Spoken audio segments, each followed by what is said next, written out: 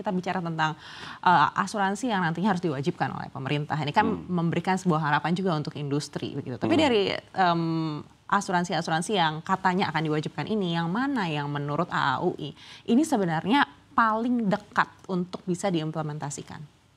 Wah, ini sebenarnya pertanyaan yang sulit kami jawab, yang paling dekat diimplementasikan. Tapi prinsipnya secara industri, apapun itu kami siap.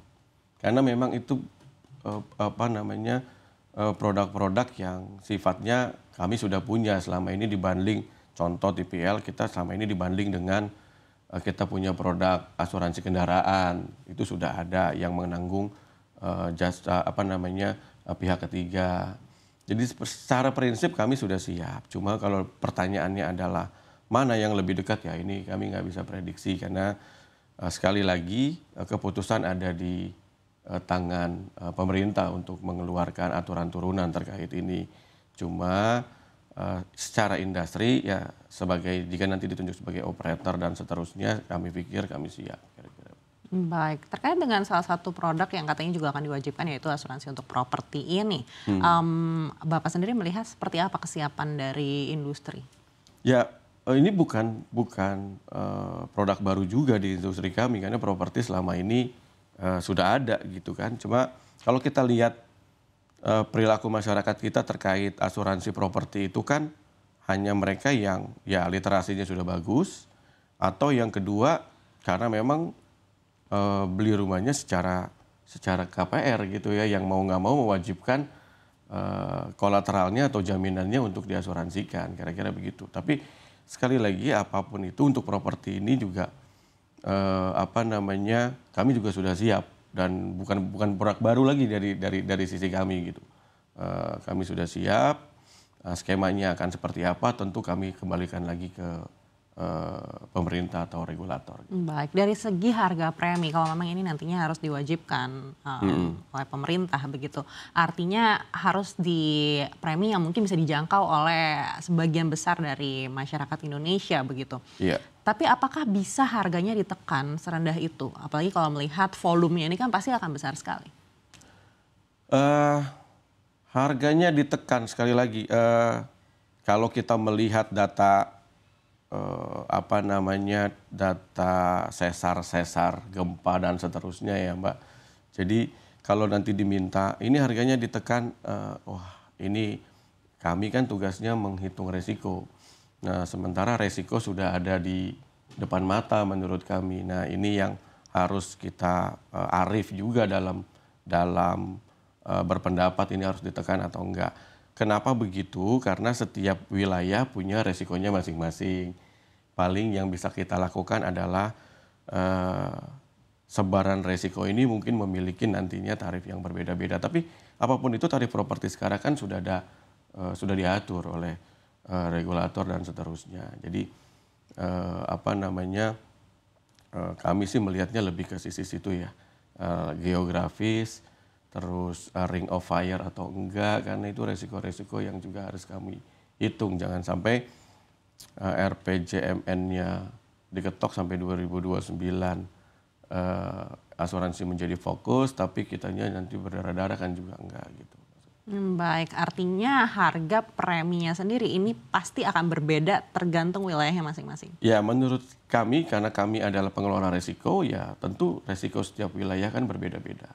Karena kalau kita berkaca pada BPJS Kesehatan begitu ya, Iya. ini kan sebenarnya dipatok sama, artinya tidak mungkin akan seperti itu ya? Ya karena kalau BPJS Kesehatan kan statistiknya sudah terbentuk Mbak, mana yang sering sakit, mana yang nggak sering sakit, mungkin bisa cross subsidies.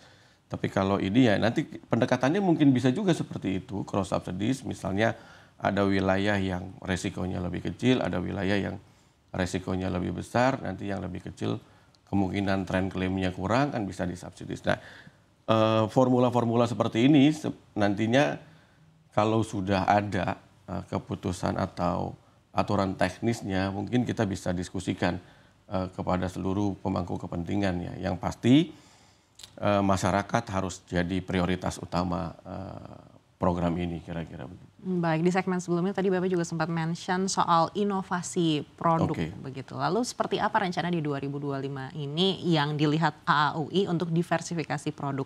Apakah memang produk-produk yang ada sekarang ini harus di-upgrade lagi untuk kepentingan masyarakat?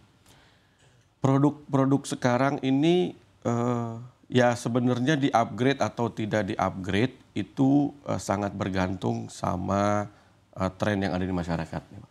Itu kembali lagi ke kami sebagai operator perusahaan asuransi, kira-kira mau, karena ada juga perusahaan yang melihat keekonomiannya, jual produk mikro keekonomiannya seperti apa, scale-nya, kuantitas banyak, data server harus kita siapin banyak karena kuantiti nasabahnya banyak, tapi secara keekonomian misalnya nggak masuk, kan kira-kira begitu.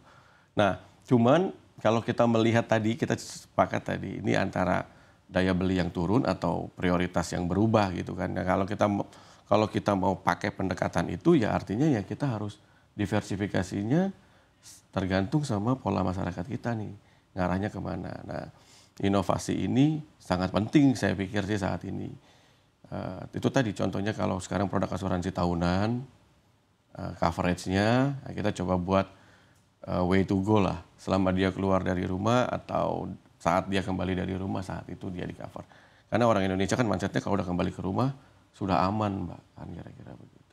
Baik, masih terkait dengan produk begitu ya, kalau kita melihat di awal 2025 ini produk apa yang menurut AAUI menjadi rising star? Apakah ada perbedaan dengan tahun sebelumnya?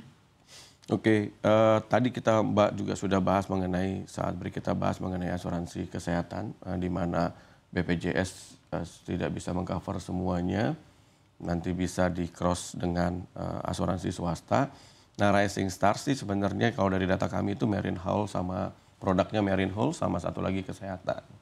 Nah, ditambah lagi kesehatan juga kita tahu akan segera rilis. Kalau kita lihat beberapa waktu lalu ada Insurance Forum, Pak Augie saat itu regulator sudah mention akan mengeluarkan beberapa POJK terkait asuransi kesehatan. Jadi kita harapkan itu angin segar buat kami untuk mengatasi masalah-masalah yang timbul selama ini terkait dengan asuransi kesehatan. Karena marketnya lebih luas kira-kira di sisi sana. Orang boleh nggak peduli dengan yang lain, tapi dengan kesehatan ya mesti peduli lah kira-kira begitu. Baik, salah satu contoh produk-produk baru ini yang sempat disampaikan oleh pemerintah juga ya adalah proteksi untuk panel tenaga surya dan juga asuransi terumbu karang. Tapi AAUI menilai seperti apa sebenarnya kalau dilihat di lapangan, apakah memang sebenarnya industrinya sendiri sudah siap untuk perusahaan asuransi masuk ke arah sana? Oke, yang pertama ini sudah sejalan dengan roadmap-nya yang kita diskusikan dengan OJK, roadmap industri perasuransian, masuknya ke kategori asuransi mikro.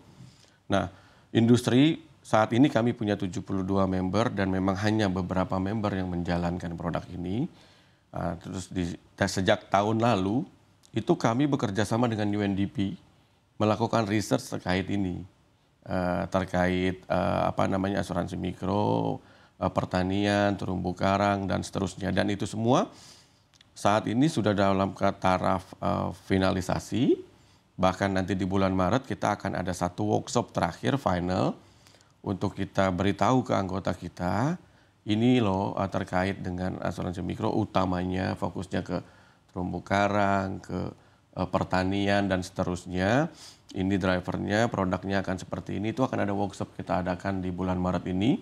Itu kolaborasi antara AAUI dengan UNDP, lembaga internasional terkait hal ini. Dan itu akan menarik karena saat ini beberapa member kami sudah menjalankan itu yang memang terlibat aktif dalam proyek antara AAUI dengan UNDP. Dan kami harapkan nanti di workshop Maret itu menambah anggota kami untuk juga tergerak menggarap pasar ini, kira-kira begitu. Baik, tapi